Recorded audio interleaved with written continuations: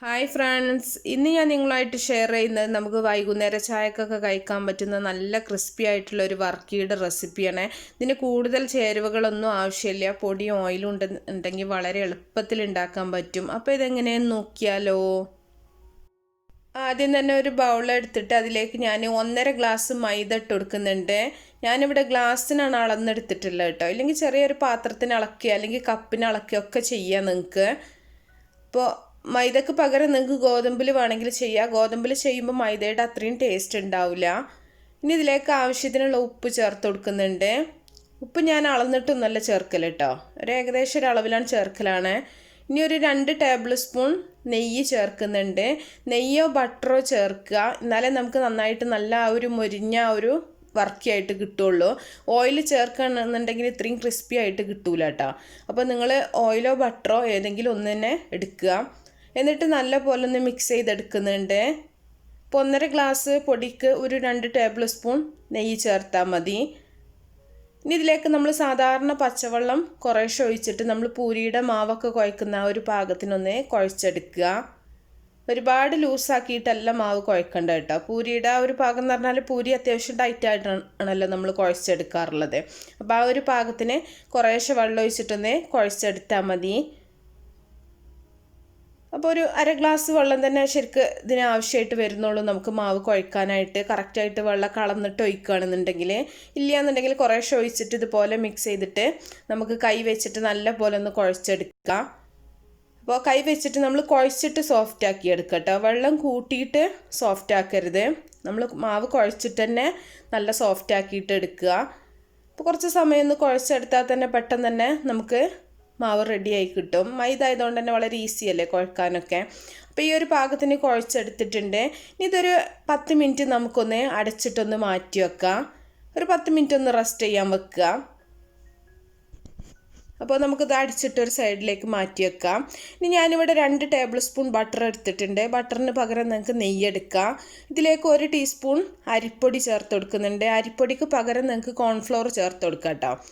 എന്നിട്ട് നന്നായിട്ടൊന്ന് മിക്സ് ചെയ്തെടുക്കുന്നുണ്ട്. അപ്പോൾ ബട്ടറോ നെയ്യോ നിങ്ങൾക്ക് എടുക്കാം, ഓയിൽ എടുക്കരുത്. നമുക്ക് കഴിക്കുമ്പോൾ ടേസ്റ്റും വേണം, അതുപോലെ തന്നെ നല്ല മൊരിഞ്ഞിട്ട് കിട്ടും വേണം, അതിന് വേണ്ടിയിട്ടാണ്. അപ്പോൾ അരിപ്പൊടി അല്ലെങ്കിൽ കോൺഫ്ലോറോ ചേർക്കുക കേട്ടോ. എന്നിട്ട് നല്ല പോലെ മിക്സ് ചെയ്തിട്ട് അതും നമുക്കൊരു സൈഡിലേക്ക് മാറ്റി വെക്കാം.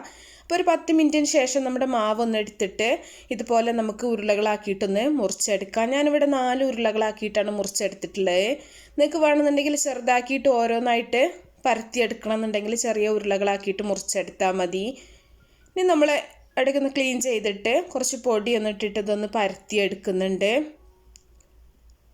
അപ്പോൾ സാധാരണ ചപ്പാത്തി പരത്തുന്ന പോലെ തന്നെ പരത്തിയെടുത്താൽ മതി. അപ്പോൾ നല്ല നൈസായിട്ട് നമ്മൾ പരത്തിയെടുക്കട്ടെ. ചപ്പാത്തിനേക്കാളും കനം കുറച്ചിട്ട് വേണം നമ്മളിത് പരത്തിയെടുക്കാനായിട്ട്. അപ്പോൾ വളരെ പെട്ടെന്ന് തന്നെ പരത്തിയെടുക്കാനൊക്കെ പറ്റും. ഇനി ഇതിലേക്ക് ഞാൻ കുറച്ച് കരിഞ്ജീരകം ഇട്ട് കൊടുക്കുന്നുണ്ട്. കരിഞ്ജീരകത്തിന് പകരം നിങ്ങൾക്ക് കറുത്ത എള്ള് വേണമെങ്കിൽ ചേർത്ത് കൊടുക്കുക. കരിഞ്ജീരകം ആകുമ്പോഴാണ് കൂടുതൽ ടേസ്റ്റ് കേട്ടോ. ഫ്രൈ ചെയ്ത് വരുന്ന സമയത്ത് നമുക്കിതൊന്ന് കഴിക്കുന്ന സമയത്ത് നല്ല ടേസ്റ്റാണ്. എന്നിട്ട് നമ്മൾ ചപ്പാത്തി കുഴൽ വെച്ചിട്ട് ഒന്നും കൂടെ ഒന്ന് പരത്തിയെടുക്കുക. അപ്പോൾ ആ ജീരകമൊക്കെ ശരിക്കും ആ ഒരു ഇതിൽ നന്നായിട്ട് ഒട്ടിപ്പിടിച്ചോളും. അപ്പോൾ നല്ല കനം കുറച്ചിട്ടാണ് പരത്തിയെടുത്തിട്ടുള്ളത് കേട്ടോ. ഇനി നമ്മൾ ബട്ടറും പൊടിയും കൂടെ മിക്സ് ചെയ്തിട്ടുള്ള ആ ഒരു മിക്സ് ഇതിൽ നന്നായിട്ടൊന്ന് തേച്ച് കൊടുക്കുക. അപ്പോൾ നല്ല പോലെ എല്ലാ ഭാഗത്തേക്കും ആവുന്ന രീതിയിൽ ഒന്ന് ബ്രഷ് വെച്ചിട്ടോ കൈ വെച്ചിട്ടോ നിങ്ങൾക്കൊന്ന് സ്പ്രെഡ് ചെയ്ത് കൊടുക്കുക. എന്നിട്ട് ഇതുപോലെ ടൈറ്റായിട്ടൊന്ന് ചുരുട്ടി കൊടുക്കുക.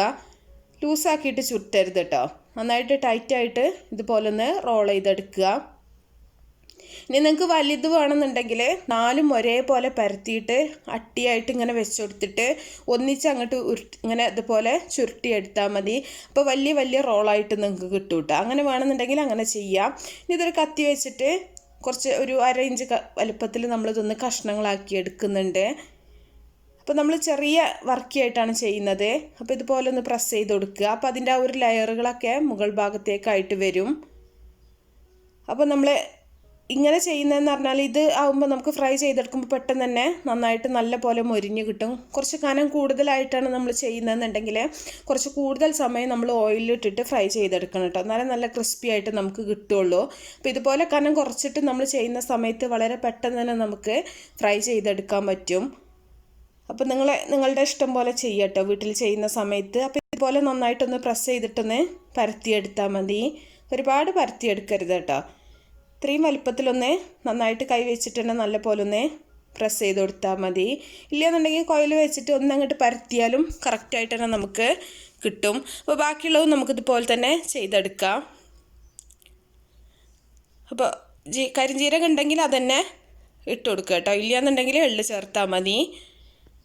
അപ്പോൾ ഇനി നന്നായിട്ട് ആ ബട്ടറിൻ്റെ ഒരു മിക്സ് സ്പ്രെഡ് ചെയ്ത് കൊടുക്കുന്നുണ്ട്. ഈ ബട്ടറിനും നെയ്യിനും പകരം നിങ്ങൾ ഓയിൽ എടുക്കരുത് കേട്ടോ.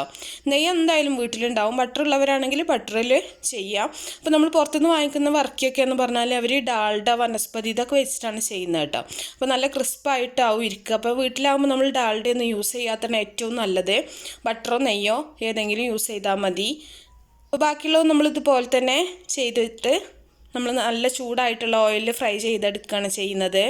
വളരെ എളുപ്പമാണ് കേട്ടോ, കുറേ സാധനങ്ങളൊന്നും നമുക്ക് ആവശ്യമില്ല. ഇനി ഇതുണ്ടാക്കി വെച്ചാൽ നിങ്ങൾക്ക് 1 മാസം 2 മാസമൊക്കെ നല്ല ക്രിസ്പി ആയിട്ടാണ് നിങ്ങൾ പൊരിച്ചെടുക്കുന്നതെന്നുണ്ടെങ്കിൽ 1 മാസമൊക്കെ നന്നായിട്ട് ഇരിക്കും കേട്ടോ.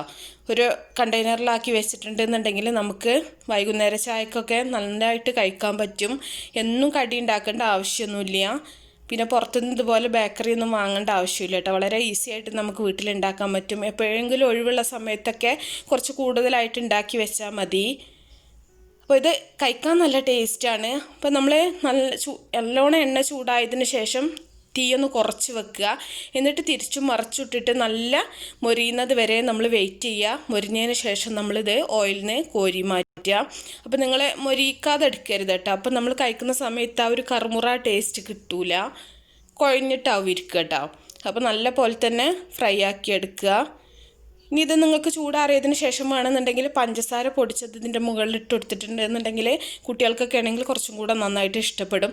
നമുക്ക് മധുരമുള്ള ചായൻ്റെ കൂടെയൊക്കെ ഇതുപോലെ മധുരമില്ലാത്ത വർക്കിയാണ് കൂടുതൽ ടേസ്റ്റ് ഉണ്ടാവുക. അപ്പോൾ എല്ലാവരും വീട്ടിലുണ്ടാക്കി നോക്കുക കേട്ടോ.